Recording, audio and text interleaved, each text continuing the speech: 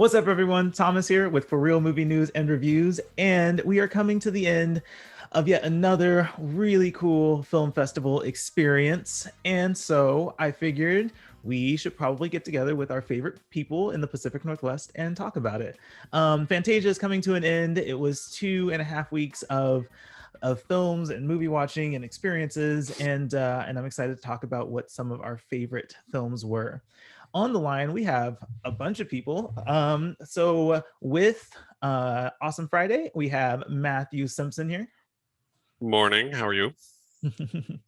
With Drink in the Movies, we have Taylor Baker. Good morning, everybody. And up in Vancouver, also part of the ForReel team, we have Taylor Beaumont. Good morning, guys. It's been a while. Good to see you all.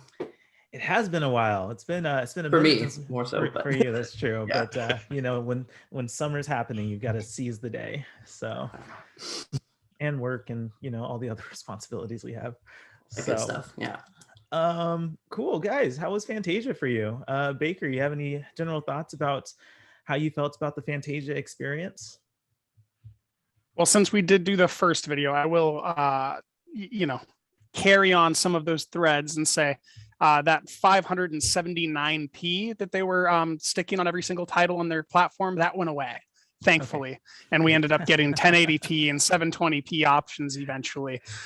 So that did fade. Yeah, I had a pretty solid experience. I've definitely got a clear top 3, maybe even like a top 6, and then kind of the rest of the stuff. Kind of exactly what you would expect. I didn't spend as much time with Asian or foreign film this year as I'd have liked to as I did last year. Last year, all my favorite films were essentially foreign or Asian films, and this year that's not the case. But there's still some time left for us to catch up on some stuff. And unfortunately, when I went to go watch Junkhead yesterday, I'd been removed from the platform, so that's going to be a blind spot for me. Cool. Well, whatever we can do to make Baker happy, get the movie resolution up. Beaumont, what did you think? How was your experience? On the whole, it's been a pretty good experience. What Fantasia has actually done, surprisingly, is kind of get me in the horror mood earlier the year than I was expecting. I caught a good amount of horror titles, or just kind of dark fantasy kind of titles in the festival. So I've been enjoying that because why not? I mean, August already feels like summer's wrapping up anyway, so let's just go with spooky season. I'm all for that. I've got some really good stuff. Haven't watched as much as I've wanted to, but I've been enjoying the platform. And when a film is accessible, then it's great. It's great to just pop on. So it's been good overall. Absolutely. It is interesting. It seems like horror movies are starting to edge closer and closer to summer, especially now that there's a whole bunch of them that's going to be coming out. So yeah, we just are primed for horror season a little bit early. Cool. Matthew, what do you think?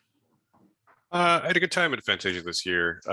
I also didn't watch as many films as I might have liked to, but to be fair, that is always true. So, but yeah, I actually sort of took a similar track to Baker. I actually tried to seek out a lot of Canadian stuff this year, very specifically because I'm Canadian in Canada with a Canadian domain name. So I've been trying to seek out more Canadian stuff. But at the end of the day, two of my top 3 are Japanese and Chinese. So it's sort of ended up on the opposite track.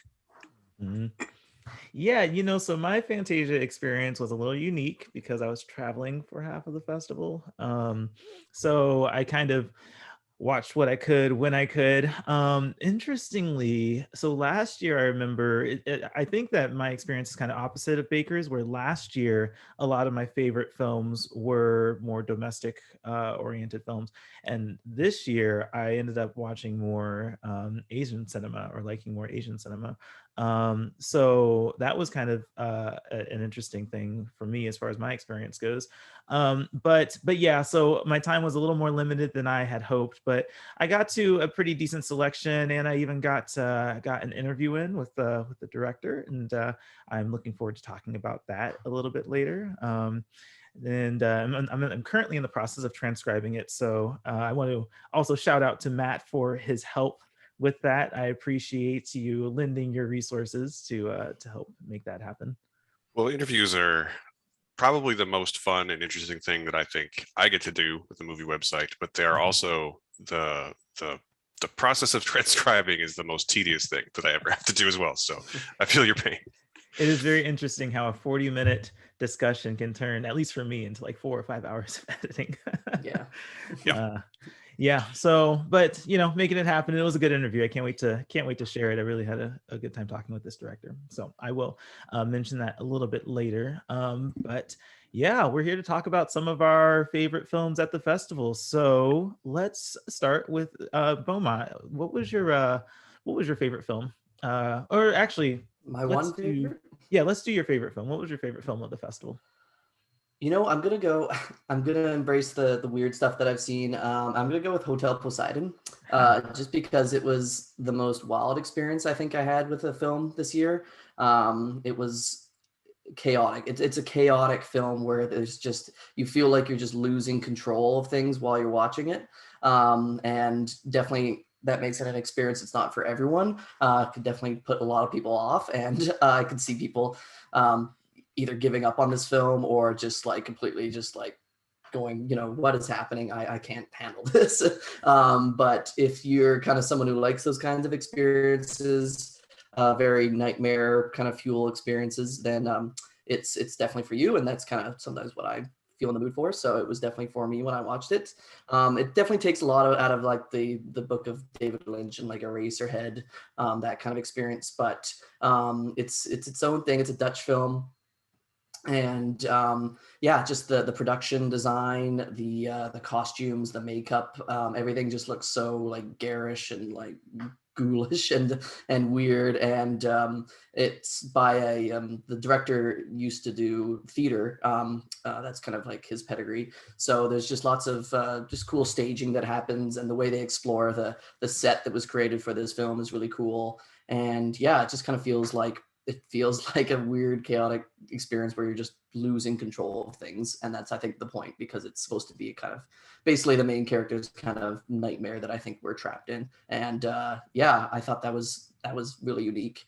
So that's my recommendation. Yeah, so I edited your review for this and could not figure out if I wanted to watch it or not, because it's a good review. It would be very well written, obviously, and you talk highly of certain respects of the film, but then I'm like, but is that my style? Like, am I willing to like lose my mind that much over a film? So your review was posted on our website, and it was fun to read, and made me even more conflicted about whether I wanted to watch it or not. But I think that's kind of the point. Totally. I mean, I think the review itself should kind of act as a disclaimer, because like, I kind of, you kind of, I mean, maybe it's best to not know what you're getting into, of course, but for people could wander into that film and just definitely feel disgusted and off put by it, and just like, want to turn it off. So yeah, I know that's not me selling it right now, but yeah. I don't know. I'm intrigued. I didn't get to see it, so your comments make me more intrigued, to be fair. Mm-hmm. Yeah, I haven't seen a ton of buzz around it. Like, not a lot of people have caught it, it seems, but I've talked to a few people on Twitter that had seen it, and while I don't know if they all agreed that they loved it, they were definitely like, yeah, this is something to talk about. So something to talk about. We were talking before about that Phil Tippett movie Mad God, and I asked you if it was like good or like good in that way where it's like artistically interesting but you never want to see it again. Does Hotel Poseidon fall into that same category, that latter category? It can fall into that. I mean, I kind of want to see it again because I feel like there's things I didn't pick up on. There's a lot going on in every scene, so you kind of want to like go back and like pick up on things you missed maybe. But yeah, in terms of just like kind of how like gross it makes you feel probably while you're watching it, it's probably something that you could just watch and then be like, all right, I saw it, I experienced it. But yeah, Mad God, yeah, that's definitely a Hotel Poseidon like experience as well, which I caught Mad God, and yeah, it's just like you're watching it, you're just like, oh man, it's just a cacophony of just like sights and sounds and grossness, and it's just a lot, but it's funny. A lot of fun if you like a lot. Baker, did you see Hotel Poseidon? I did not. Mm-hmm. Well, no dice. I'm alone on this one, I guys. am happy that we have someone here to represent that film. Yeah, And- I'll fight for it. yeah, and attempt to recommend it. Yeah, I did my best. Damn it. That's funny.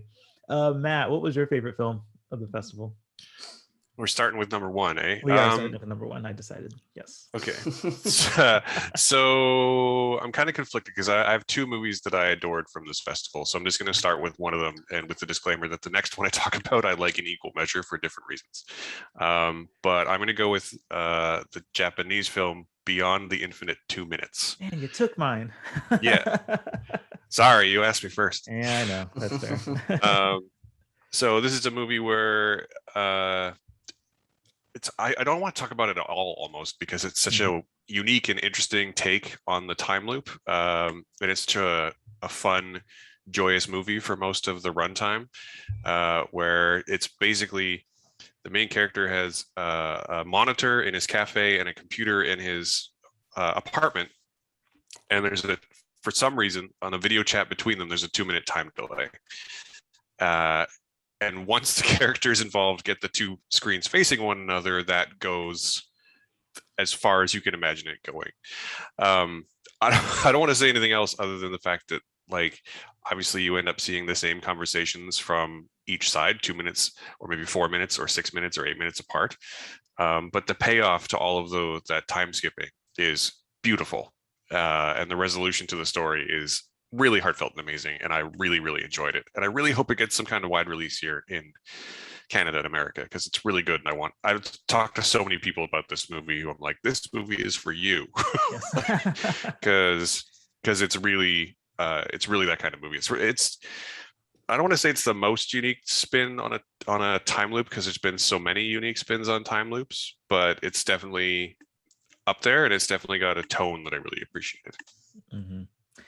Did anyone else see Beyond the Infinite 2 Minutes? I did. Nice.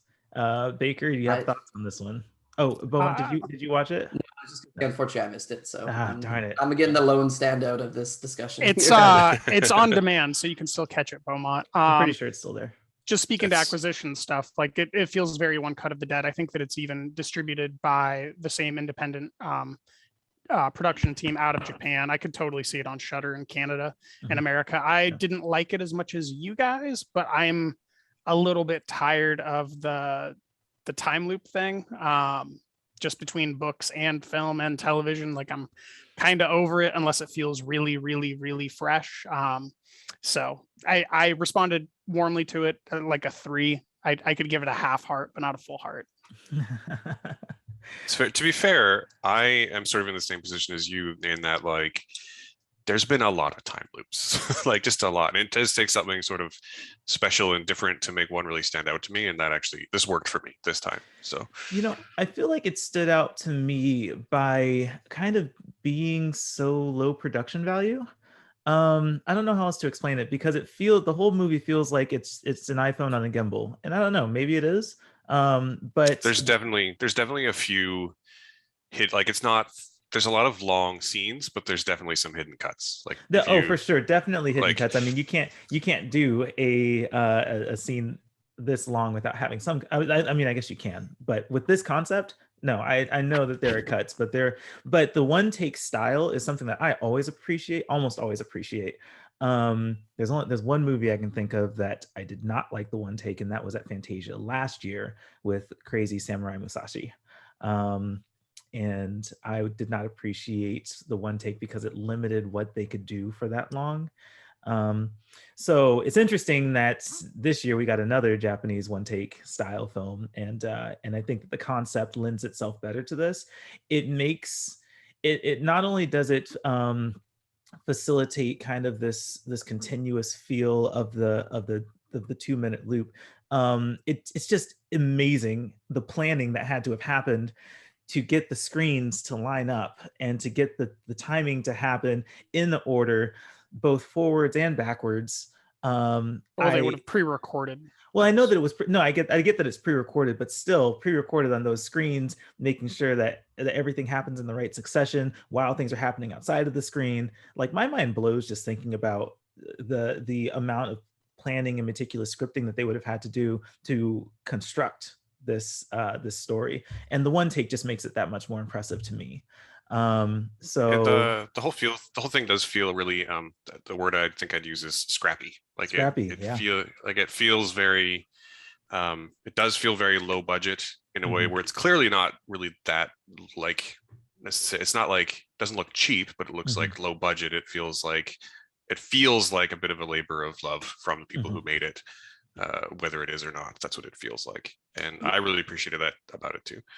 Yeah, it kind of almost had more of a stage play kind of nature to it. I think there was a lot of times where the camera, because it's the one take, the camera pulls out to just like film the whole room and what's going on within this room, and yeah, that kind of felt like, oh, well, now this is kind of feeling more like a play because it all takes place in such a limited setting.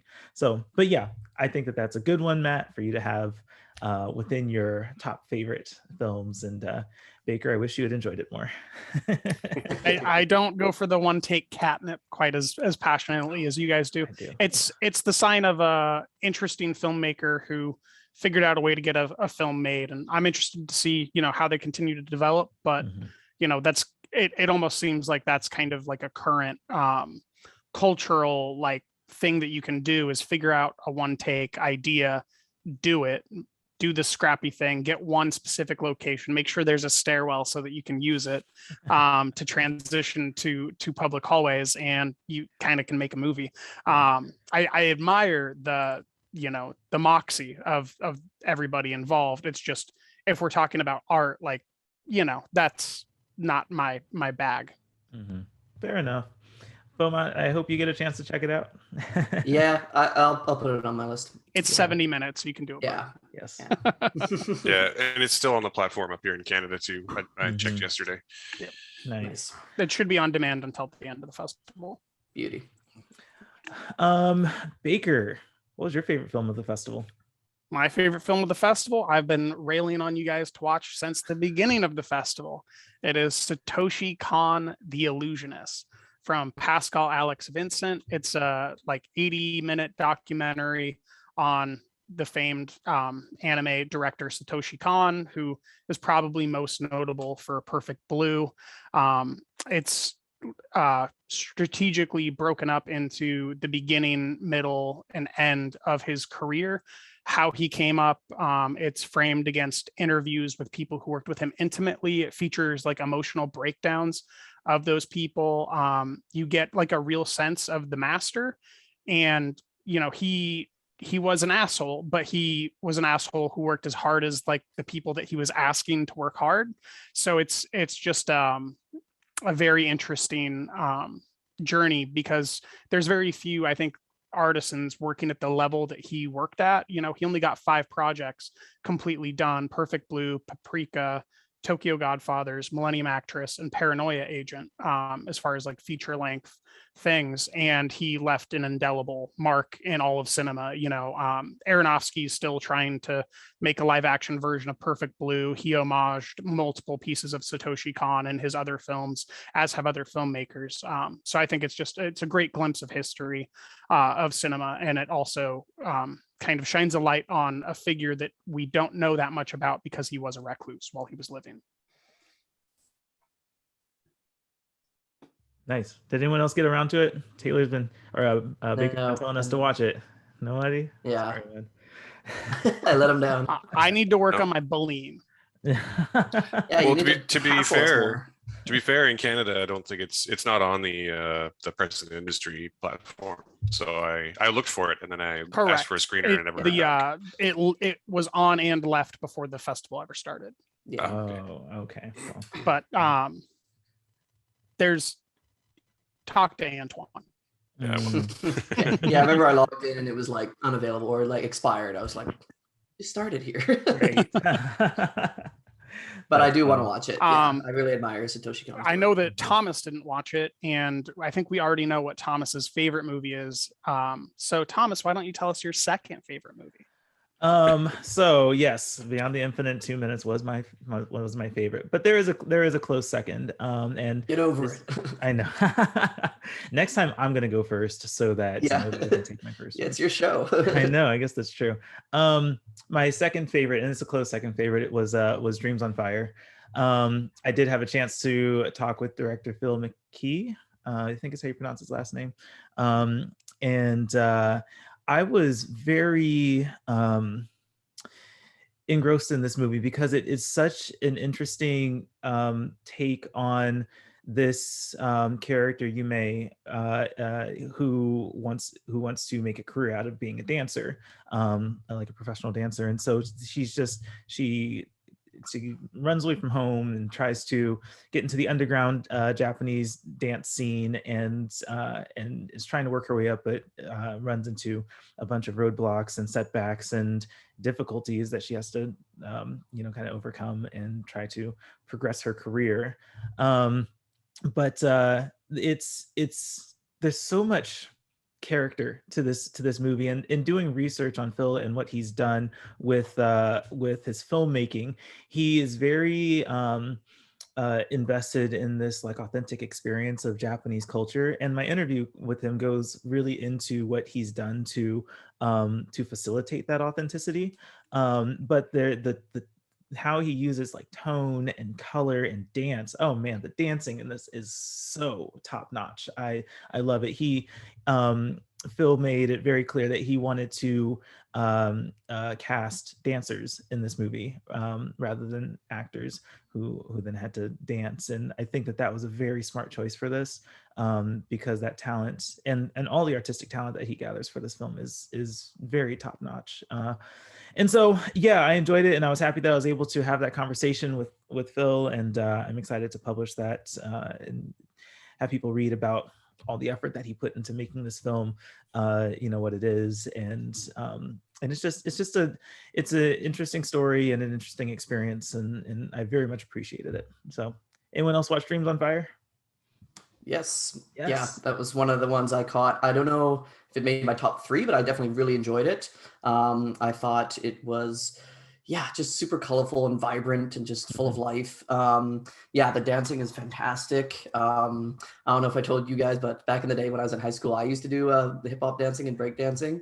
And so just watching these scenes and like when she goes to the battle at the very beginning, and just some of the other scenes with the choreo and that they're working out and the auditions and stuff like that, it really kind of took me back to that whole period of my life and that world of dance. And yeah, just how frenzied it can get, but how thoroughly rewarding it can get as well, and just how much artistry and just how much passion you see in all the other dancers around you. It was really really cool to see. And the great thing about the movie is it's straightforward in a way. Like it's about a girl that just wants to make a career out of dancing and just wants to pursue her dream, but the setback she faces, like she obviously has to overcome a lot of hurdles along the way. It's not easy to just walk into a audition and just kill it every time and get the gig.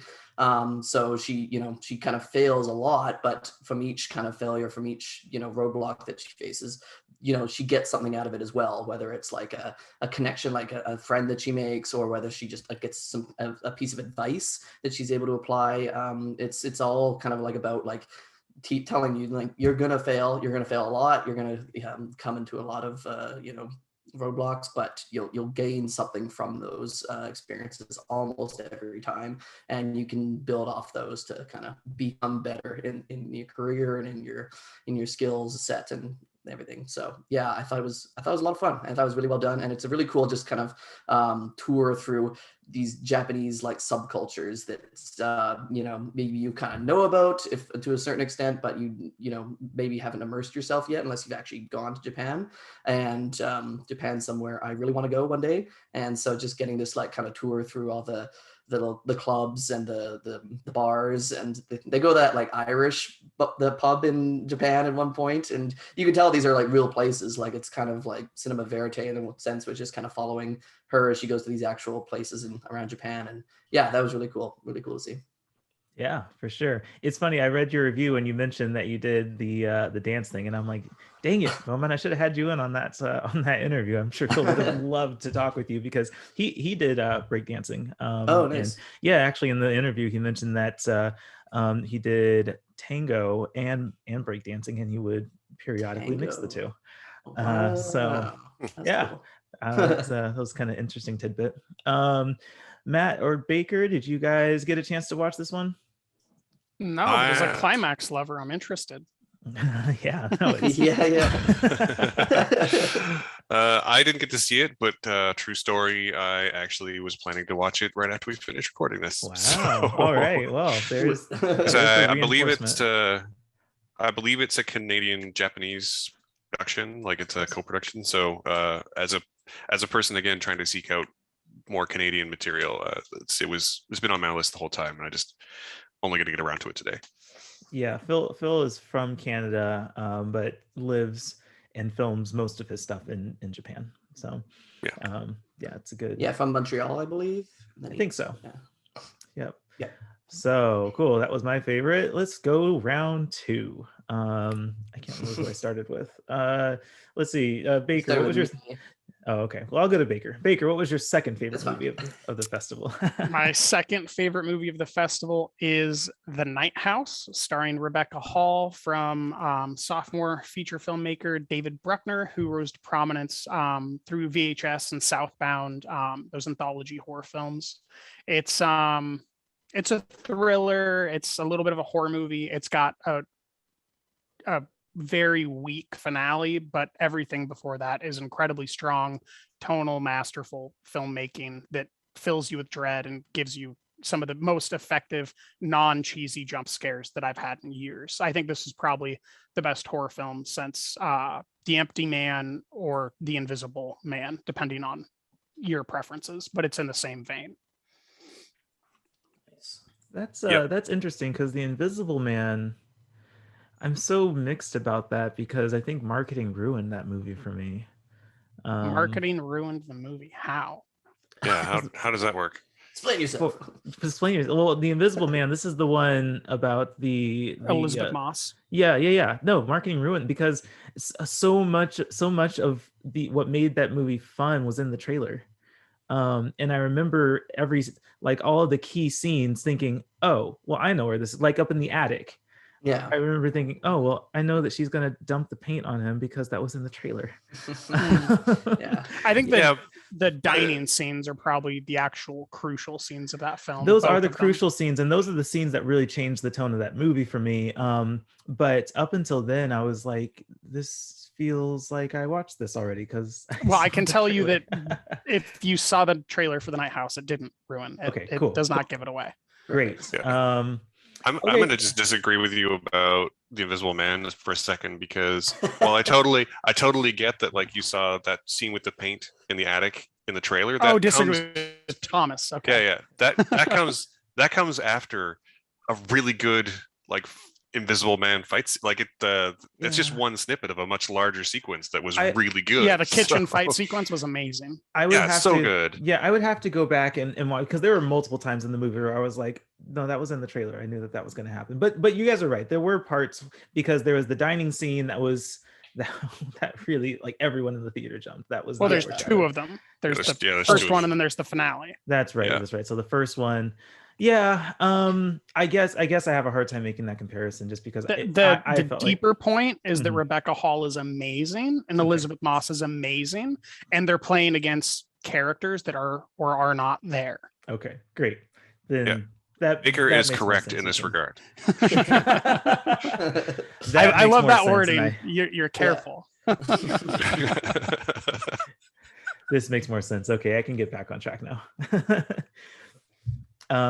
Cool. So that's Nighthouse. I don't know if anybody else watched it, but I watched it. I watched it yesterday. I didn't see it. I actually technically saw it just because it's out in theaters now, and theaters are reasonably safe here. So I went and watched it with my wife in a theater yesterday, and I pretty much agree with your assessment. The first and second act and most of the third act are really good, really suspenseful.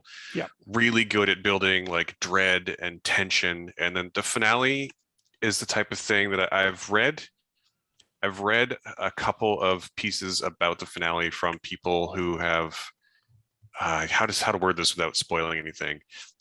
I think there's a specific subsection of people that will really connect with the finale, but I didn't. I thought that what it ended up being was a little bit weak. Correct. But I thought that there's multiple parts in the third act, or the final act, however you want to break it down, if it's 5 acts to you, where a fellow theater goer who was probably in his 60s was talking to his wife at this point in the film, and he was correct. He's like, and you don't call the cops.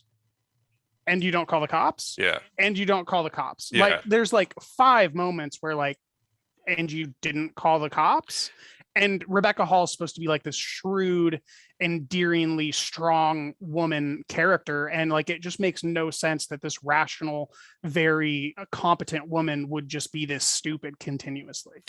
Yeah, I think it maybe Careful, falls don't victim a spoil little this. bit I want to to see this.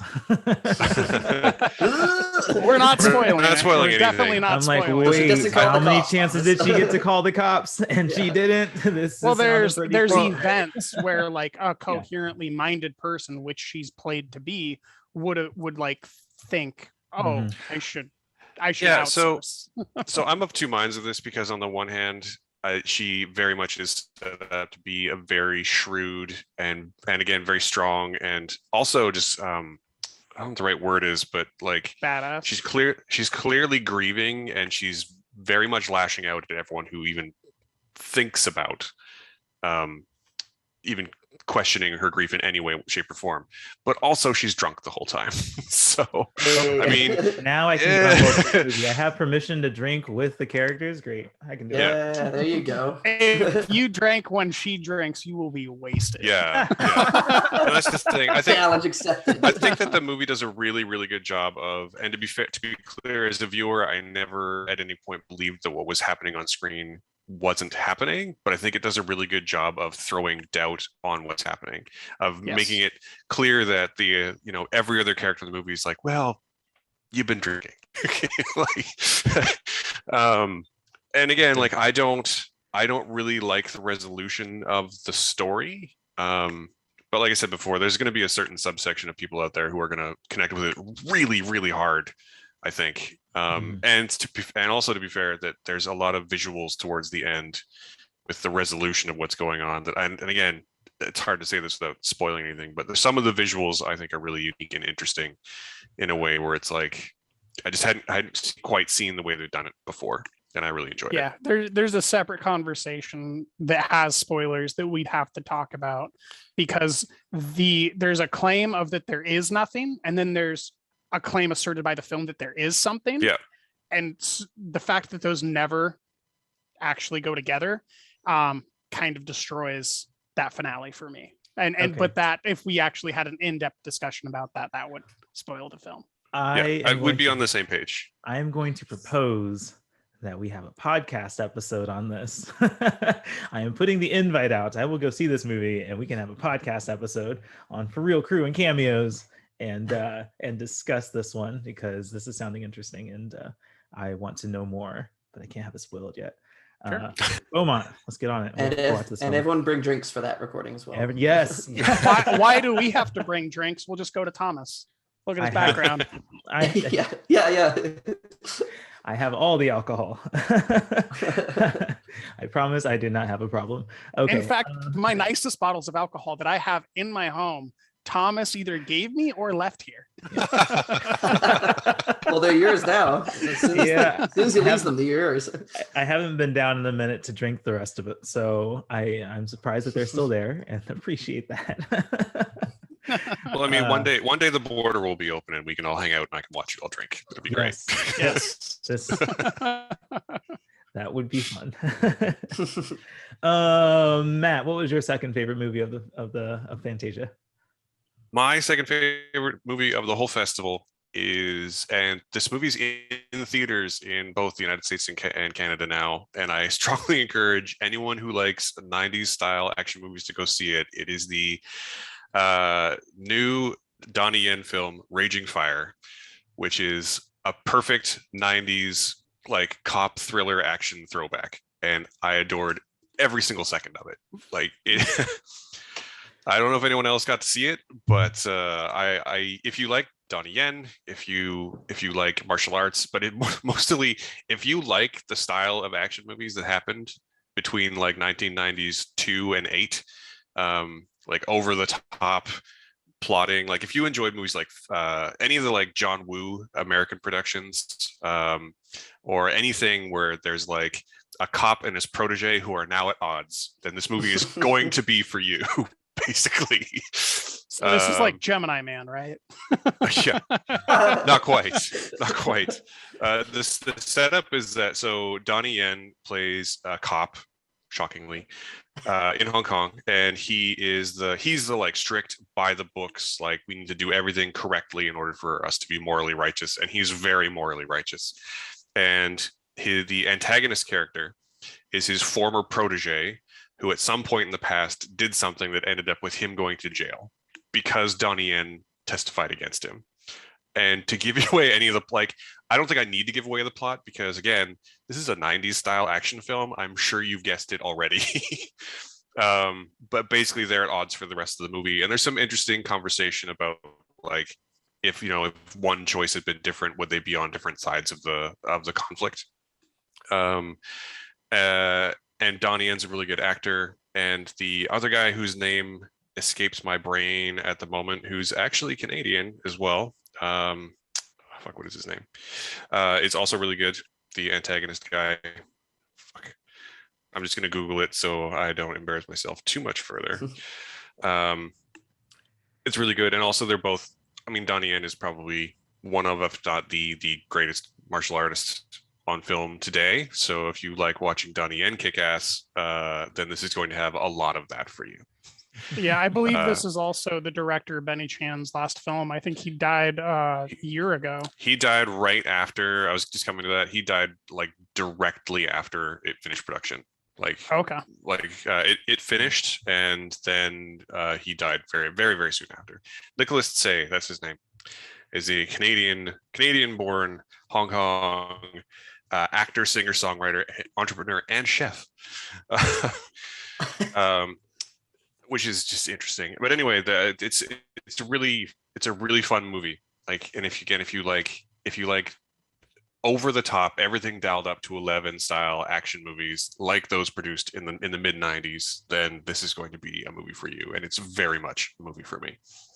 I did love that introduction, Matt, because you set it up seemingly to say the Suicide Squad, but you said a good movie instead. I like that you did that. That's true. To be fair, I didn't dislike the Suicide Squad, but I definitely didn't connect with it as much as a lot of people I know. Yeah, did. Like I said, a good movie. Yeah. You talked about a good one. Yeah, it's fun. Suicide Squad's a movie. Yeah, exactly.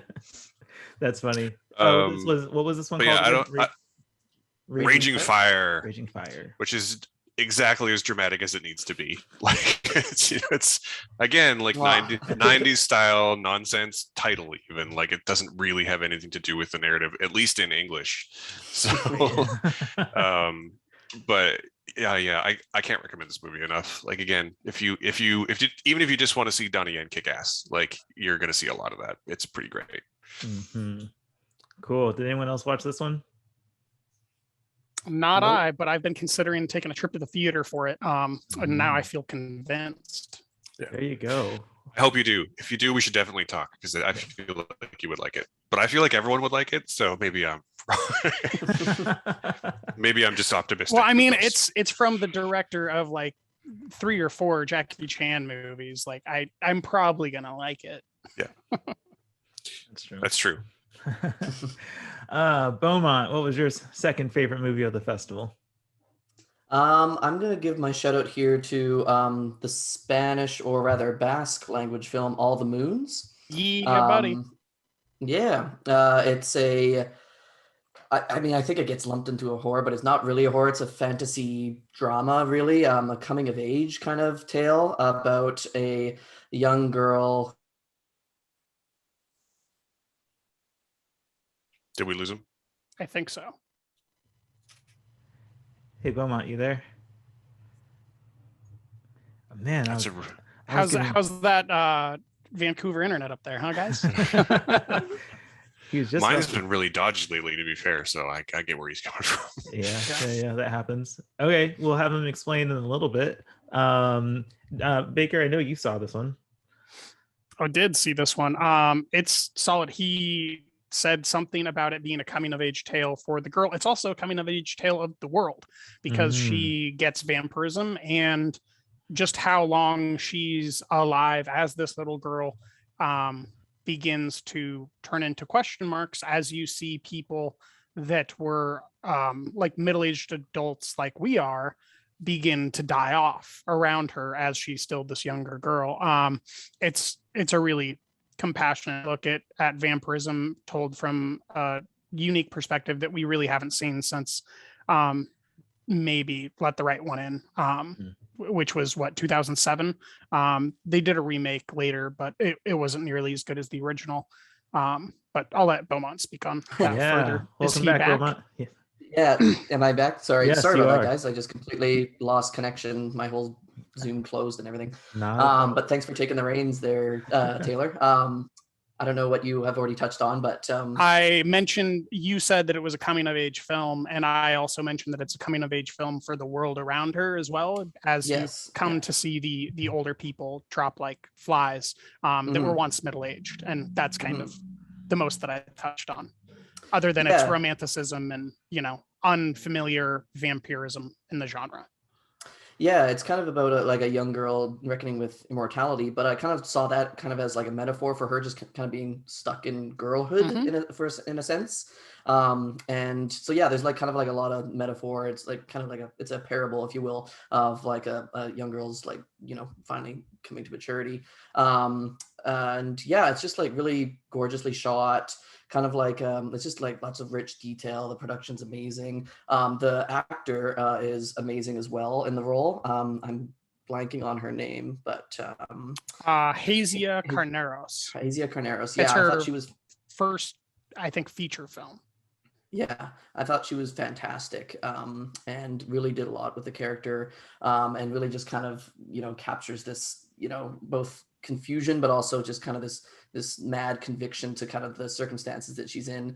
And yeah, like kind of has this animosity built up inside her as well, but also just, she's still at the end of the day, like a scared little girl that just doesn't know what's going on in the world around her, and seeing the world around her in a very unique perspective, because it's you know, years and years and years are dripping off the calendar, and she's still just a little girl. So yeah, I just thought it was fantastic. It's kind of more slow moving, but it does a lot with its premise, and I was pretty gripped the whole way through. So yeah, check it out, guys. Yeah, Great Matt, production design too. Total period piece. Yeah, absolutely. Yeah, Matt, did you see this one?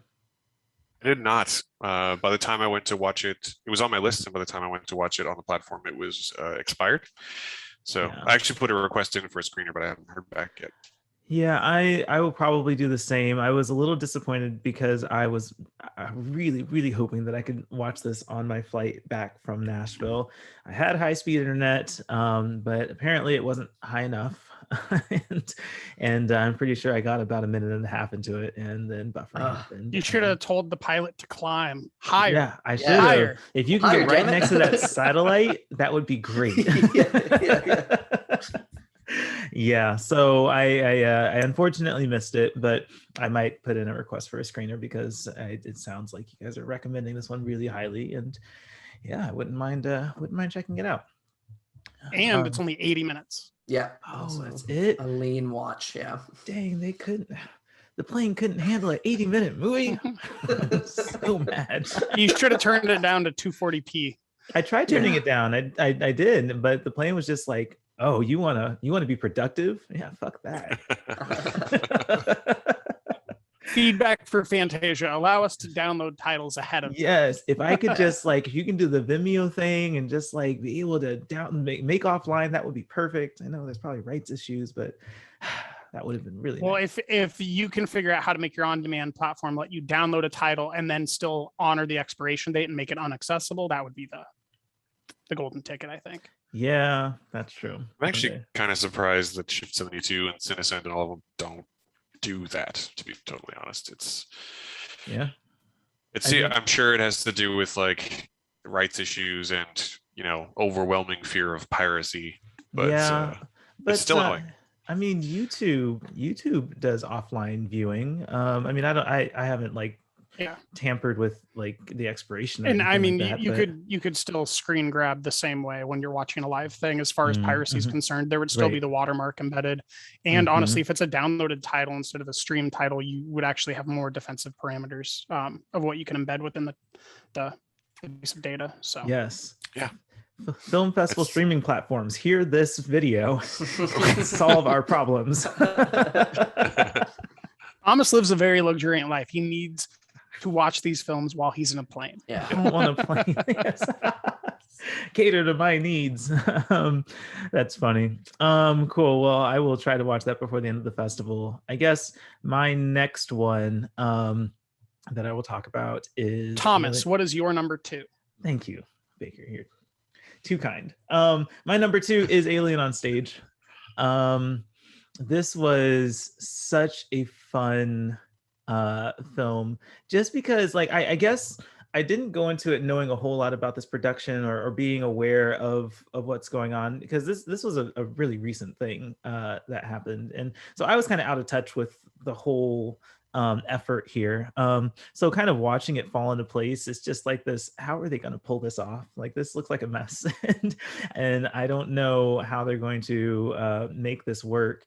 But really it's that last third of the film where they are showing the play and showing scenes from the play and the audience's reaction that then I couldn't help but like emotionally react to how delightful this presentation was. It's just one of those things that it's so silly you can't help but love it. And in that I just couldn't help but love this movie. I really did have this just like emotional reaction to like the iconic parts of Alien happening on a stage and the audience's reaction to it. Yeah, so it was just delightful, I guess, like for fans of Alien and for anyone interested in how you could even adapt that to a stage play with like no budget. It was a very interesting effort to watch, and I think that the final product, you couldn't get something that fun with a Hollywood budget. It just had its own character and worked and was fun. So yeah, I think it's enjoyed also it. for community theater lovers, especially like Yeah. if Oh yes, absolutely. if you like frequenting your own local theater, this is a endearing story of your own type of local theater people, like bus drivers and waitresses, getting kind of the big main show down in London. Mhm. Yeah, absolutely. Who else saw this one? It looked like everyone was nodding their heads. Did everyone get a chance to see this one? I saw this one at Actually, Sundance. Sundance. It might still be on the platform. I mean, I think It is. It's on demand until the end of yeah, the festival. documentary, easy to watch, easy. So honestly, the only reason I didn't was that, so I do have a partner in my website, and at the beginning of the festival, we were both like, is there anything you desperately want to be the one to cover? And he was like, I want Aliens on Stage. So I didn't like go out of my way to avoid it, but he was going to watch it, and then he hasn't, so I'm going to watch it tomorrow. There you go. Yeah. Nice. Yeah. I always take that as an invitation to watch and not have to take notes or like pay that much attention. Yeah, just to sit Yeah. back. Yeah. That's fair. I need to watch this. I one wanted as to well. get as much of my own watching done as possible. So my coverage and writing done. For sure. I have a day job, and I took a week off my day job to do this. So I wanted to make sure I had enough as much unique coverage as possible.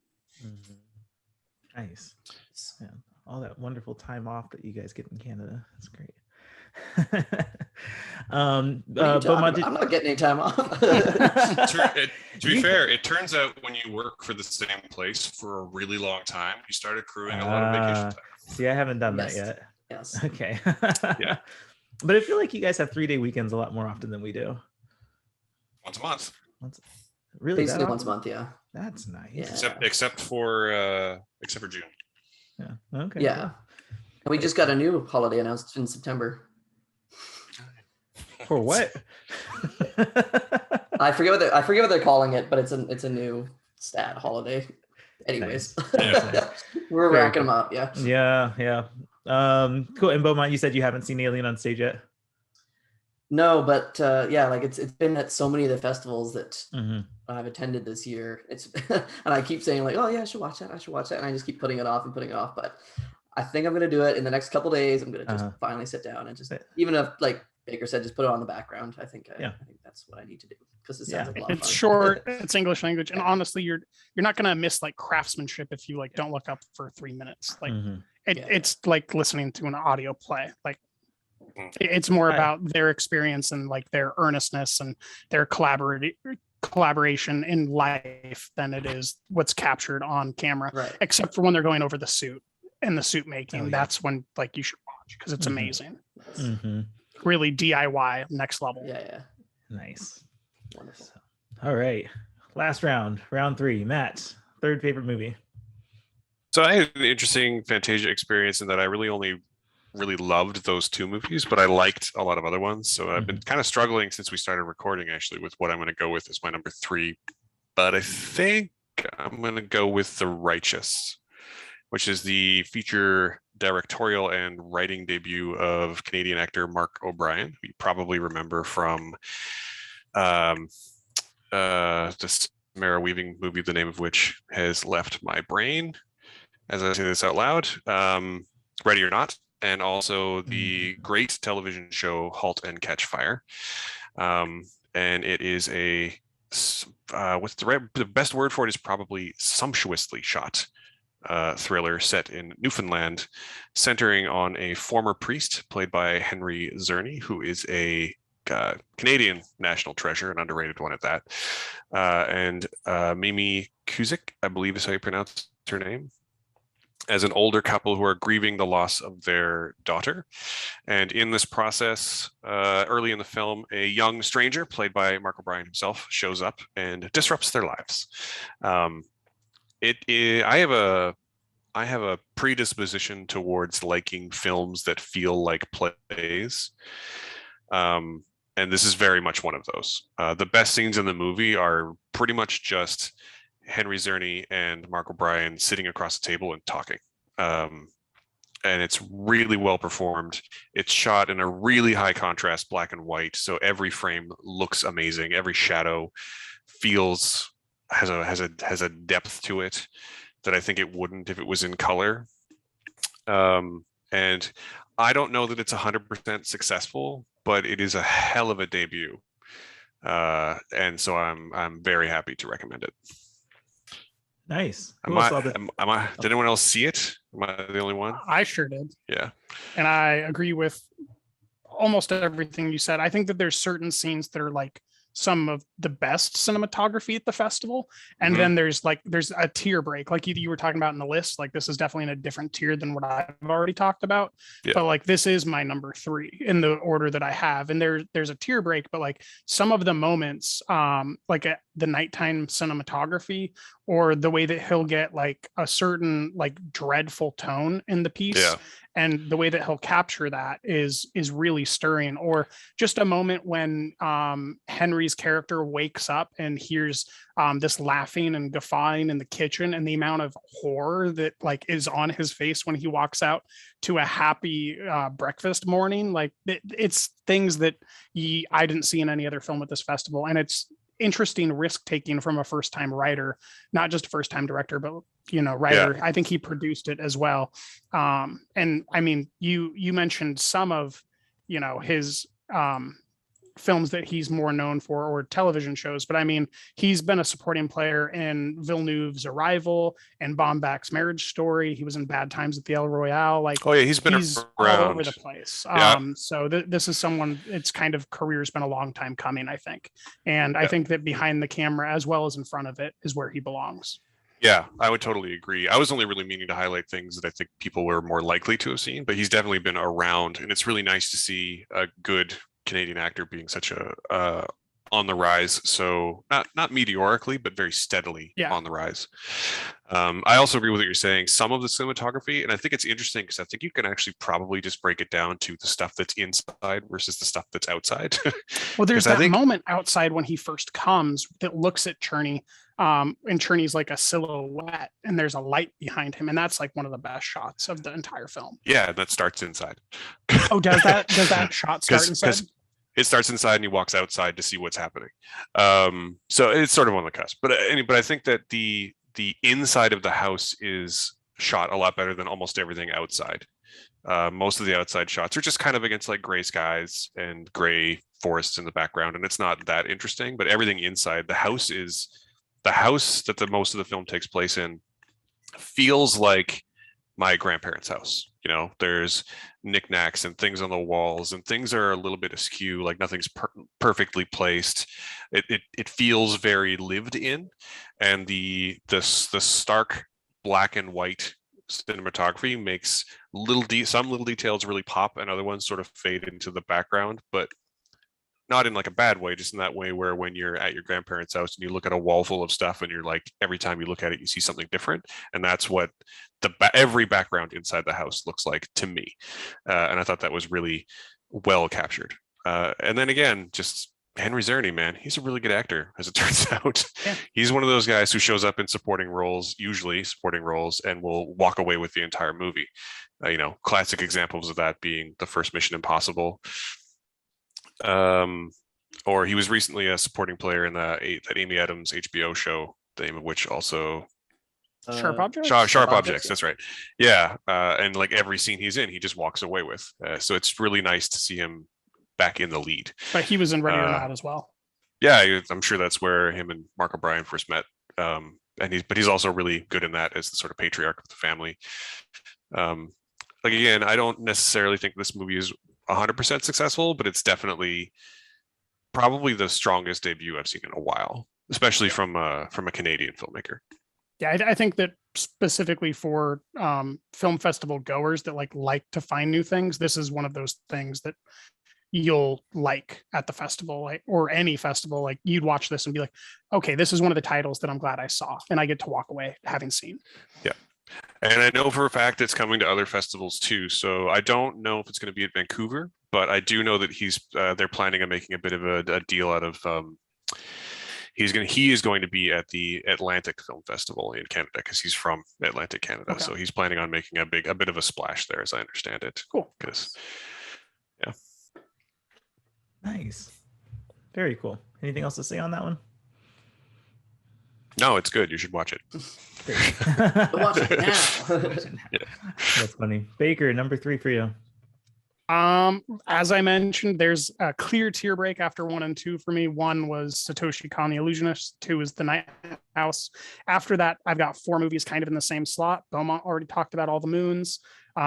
Matt just got done talking about The Righteous, so I'll mention 2 films instead of 1 and go over them briefly. The first of which is The Last Thing Mary Saw, which is a directorial debut that features the Furmenaissance Isabel Furman in a supporting role, Stephanie Scott in a leading role, and Rory Culkin, one of the Culkin brothers, in another supporting role. It's, I think, just under 90 minutes, and it's one of the more clean-cut, harrowing horror films of the festival that like ends clearly. You understand everything that took place very clearly and cleanly, and it looks good frequently, and has a few moments that are like, you can feel the fabric of the film almost emotionally and with your own eyesight. The latter film that I want to mention was recommended to me by Thomas himself, and that was Ruth Platt's Martyrs Lane, which details a young girl coming to terms with kind of a ghost that is haunting a lane outside. And I don't really want to give too much away there, because it is a heavily spoiler-laden film. But the young girl gives an incredible performance, and the direction constantly keeps you guessing. I think it could have been more informative and less obtuse at times, but it all in all was one of the more memorable films that I had at the festival. Yeah, Martyrs Lane was an interesting one for me, and like you said, there's a lot that you can spoil if you talk too much about it. But I think I appreciated the mood of it a lot. Just kind of the tone that it's not something where there's like something scary happening the whole time, but it's just kind of this like I don't want to say brooding. It's very brooding is- melancholy. The whole film is quite yeah. melancholy. That's a good word. Yep. So yeah. Beaumont, did you see Martyrs Lane yet? No, I missed that one as well. That's fair. That's fair. But No one problem. nice thing about Martyrs Lane is that it was bought by Shudder before well before Fantasia, so it's actually coming to Shudder in early mid-September, I think it is. Okay. Yeah. Actually, that was one of the Nice. things that attracted me to it was the Shudder acquisition. So yes. And nobody saw the last thing Mary saw besides You know me? what? Come on, guys. I requested it and they never got back to me. Yeah, I'm Beaumont, in the you same love boat as Isabel. What are you doing? I know. I requested a screener for it as well, based on my documented love of Isabel Furman's performance in The Novice earlier this year. Nice. But I also haven't heard back about it. So Yeah, darn. I guess I should follow up with that. That probably would be prudent. Cool. Good selections there, Baker. Beaumont, round 3 for you. What was your third favorite? I'm gonna go with the documentary. I saw this technically at Hot Docs, I think is when I saw it. So I didn't actually watch it as part of Fantasia, but it is streamable as part of Fantasia. It's Lost Boys. It's a Finnish documentary. And I'm shooting myself in the foot again here because it's another thing that's really hard to recommend because it's very dark, very disturbing, very upsetting. It's definitely not an easy watch and really one that, you've got to be prepared to take a, kind of a nightmarish plunge if you're gonna get into it. But yeah, so it's a Finnish documentary, and I guess it's a follow-up / basically sequel to this director's first documentary. And director is Jonas Neuvinen. I'm probably pronouncing that wrong, but he's a Finnish director who basically in his first documentary chronicled the exploits of one of his friends in Finland who basically kind of finances his life by stealing. And by finances his life, I mean finances his drug use and his drug intake and all his exploits. And he follows him just as he kind of like is a scumbag around Finland, like stealing stuff and like getting into all kinds of crime. And now I guess since then his friend has gone to Cambodia and just had like a bacchanal down in Cambodia and just like excesses of drugs and alcohol and women and all that kind of stuff. And his friend went so far off the map that he wound up dead. So this film is the director going to Cambodia and kind of trying to piece together what exactly happened because his friend like basically just went completely AWOL off the map, down the rabbit hole, if you will. And so this film is the director going back to Cambodia, cities like Phnom Penh and so forth, and basically trying to kind of unwrap what happened basically. But it's very dark, it's very gritty. A lot of it is just filmed at night because in order to kind of get information on his friend who was mostly going out at night and going out to all these unseedy these seedy places, he goes out at night as well. So just it gives Cambodia this very weird, like otherworldly, very like kind of creepy feel throughout the whole film. And yeah, it's a hard watch, but it stuck with me, and that's probably just because it's also very disturbing. You get a lot of drug use on screen and stuff like that, so a lot of it feels a little exploitative as throughout a lot of it, but it was a unique experience that I definitely just can't shake. And yeah, if you want to go there, then this film is there. I described it as like this film feels like it would exist on an unmarked VHS tape in the basement that you shouldn't stumble upon, but if you do, it's like, oh man, what is this? So that's my best way of describing it. But sounds like a lovely holiday in Cambodia. Yeah, exactly. I am going to build a section on our website and title it "Disturbing Shit" that Beaumont recommends. Yeah. I'll watch it so you don't have to. Yeah, exactly. That's funny. Did anyone else catch Lost Boys? No, I I didn't. haven't. Yeah, I just added it to the watch list though. Yeah, I'm pretty sure it was on the platform for a little bit, but I don't think it's there right now. But yeah, in Canada it definitely is. I think it's still there. At least last time I checked. Ooh, I could be wrong. Anyways, that's possible. But again, it's do you hear that, Beaumont? It's me knocking on your door so I can watch it. Yes. Come on in. That's funny. Okay, my very last one. There's kind of two that I wanted to talk about, but I'll go with this one. So my third favorite film is the South Korean film Midnight, and I actually wasn't anticipating talking about this one today.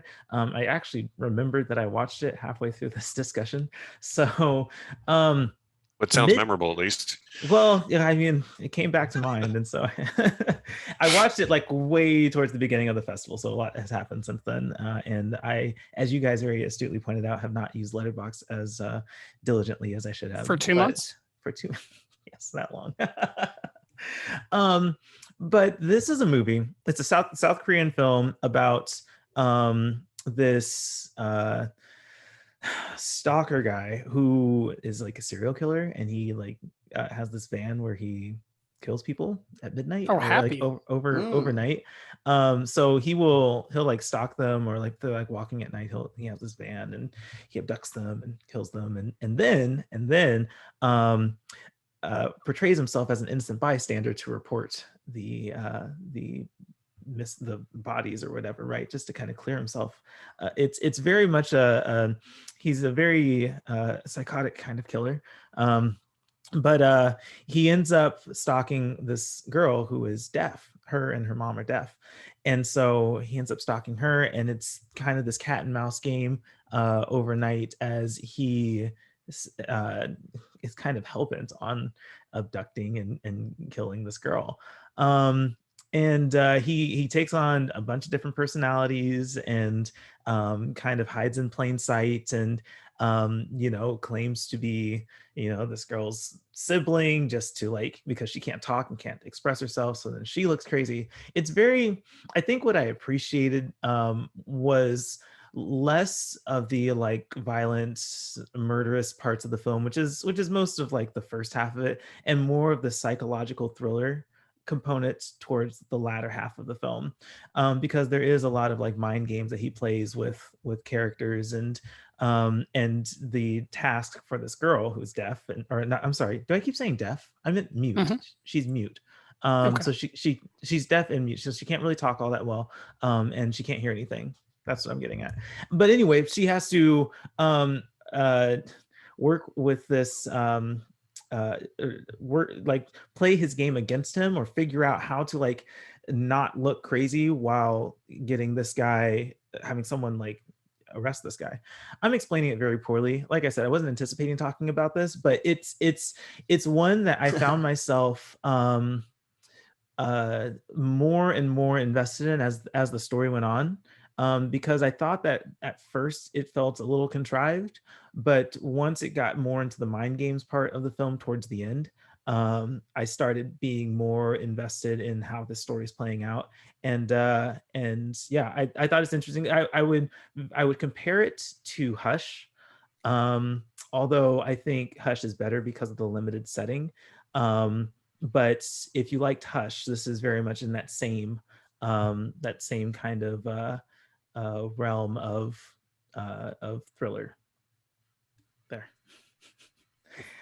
Nobody else saw Midnight. Nope.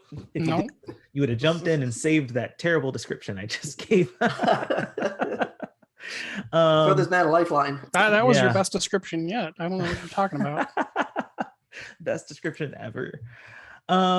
Cool. Yeah. So yeah, those are our top movies, and I think it's cool that so many of them kind of crossed over, and we were able to have some great discussions about those. Any real quick honorable mentions that anyone wants to get out there really quick? I can give you one or two, actually. I did something I don't usually do this time, which is I sort of sought out a number of short films. Usually I go to festivals and just want to watch features, but I specifically sought out a few short films this time. And there's one, and if you're in Canada, you don't have to wait for rush to see it on Fantasia because it's available on CBC Gem, but it's called Last Night at the Strip Club.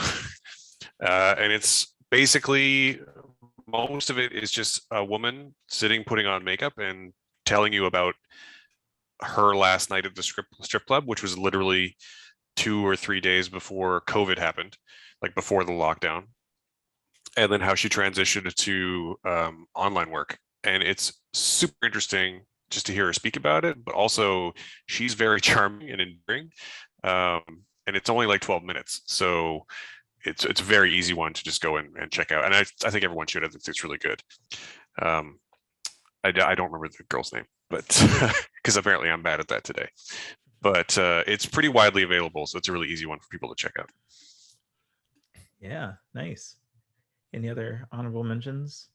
I didn't love this film, but I do think that especially the Fantasia goers should watch When I Consume You.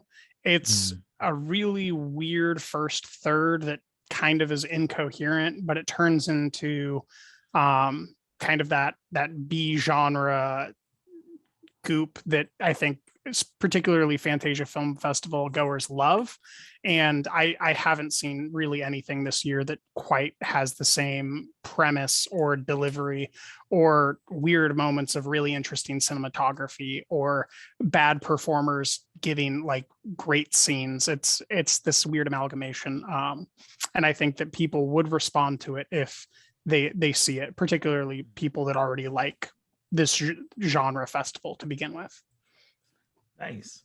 Yeah, I guess because I tried watching that one, I got about 5 or 10 minutes in and decided to do something else, which probably speaks to that whole first third being a little incoherent. I mean, the first 20 minutes has nothing to do with the movie. Well, you should have told me that before I started watching the first 10. I would have skipped it. Well, I don't think you asked. You're supposed Remember to when know we were this. talking about how you're Casper, bud? Yeah. Okay, well, it's good that it picked up. I think it's off the platform now, but I will say I did give it a try, and I appreciate that that I had good reason to give up on that first part. Yeah, the adoption has nothing to do with the movie. If you made it to the adoption sequence, right? Nothing to do with it. Okay. Cool. The one that I wanted to shout out is Stanleyville. This was one that I didn't love, but have to remark on because I think it hits this theme that at the end that's just like, wow, that was a very roundabout way to say what I think a lot of times about humanity. It was just one that I had a hard time like connecting with at first, but once it's kind of silly in the sense that it doesn't feel real at all. It actually kind of takes it takes kind of a spammy approach to setting up the premise, but ultimately, like, I got to the end and I was like, okay, I get it. That was weird, but I get it. So I appreciated the unique style of it, and I appreciated how offbeat it was, but still coming to a very concise conclusion by the end. So yeah, that was interesting. You just kind of have to stick with it. It's very weird for the first like third half of the film, very, very weird. But then you get towards the latter part and then ultimately the conclusion, and it's like, oh, okay, I see what you're telling me. So anyway, yeah, so cool. Any last comments before we wrap up? Because we are way over time.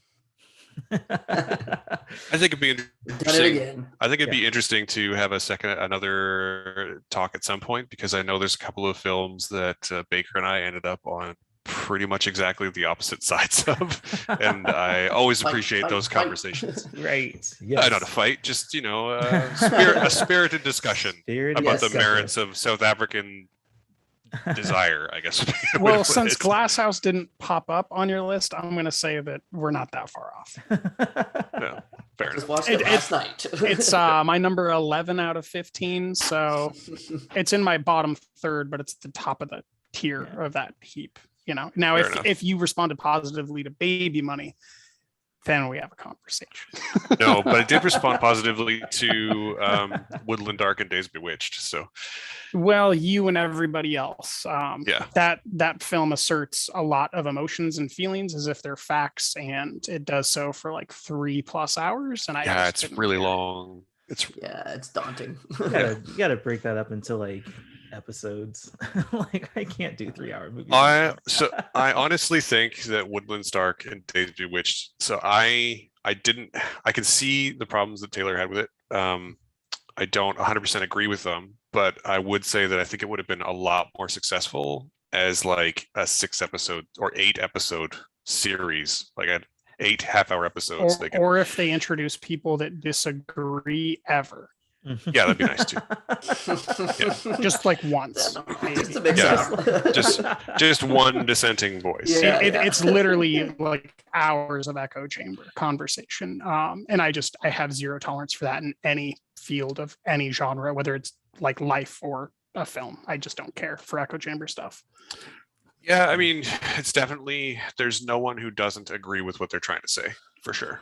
And they don't even need to necessarily, I would say, anyone who staunchly disagrees, but maybe anyone who is perhaps slightly more critical at times would have been nice. You're right. Yeah. This definitely sounds like a discussion. We're gonna have to do that sometime. Yeah. But for now, we're gonna go ahead and wrap up our Fantasia coverage with this this experience. I appreciate all of you guys joining. Matt, really quickly, how can people find you, your Fantasia coverage, and your content? The easiest way to find me now is I built a landing page. So just go to awesomefriday.ca/Matthew, and everything you need is there. All the links to all the socials, the blog, my podcast, everything. Nice way to streamline that. Baker, how can people find you, your Fantasia coverage, and your content? I am lazy compared to Matt, and I did not make a landing page. So as always, you can just go to drinkingthemovies.com and the menu will take you to where you want to go. If you got Letterboxd, you can find me at Earth's Taylor, or you can just follow Drinking the Movies. We've got an HQ on Letterboxd that you can follow, and all the coverage is there, or it will be there, because we've got tons of stuff that we still have to get up. Nice. Great. Beaumont, how can people find you, your coverage, and your content? As always, ForReel movie news and reviews. So that's movies for real with .net. And I'm on Twitter at BestReel. That's REAL, and that's with 2 T's. I'm getting more reviews hopefully out on the website. And yeah, you can follow me on Letterboxd as well. Also at BestReel, but with 1 T. And Thomas, how can people find you? I love how you're like my own personal host. This is great. I feel so flattered and special. Well, Baker, now that you've asked, people can find me. Obviously, me and Beaumont's content will be on moviesforreal.net, as he mentioned, spelled REEL. You can also follow ForReel movie news and reviews on Facebook, Twitter, and Instagram at Movies for Real. And you can follow me personally at Being TSJ on Instagram and Twitter. And now that Matt has enlightened us on the simplicity of a landing page, as much as I like rattling off all of those sources, I will probably go get us landing pages. So, but for now, those are the places you can find us and everyone on this podcast. Hold on, Thomas. Oh boy, yes. What about your TikTok? Drop the TikTok. I do have a TikTok. Just search Being TSJ. You can watch how clever I am. There we go. That's so funny. All right. Thanks, guys, for joining, and for everyone out there listening. Until next time, keep it for real.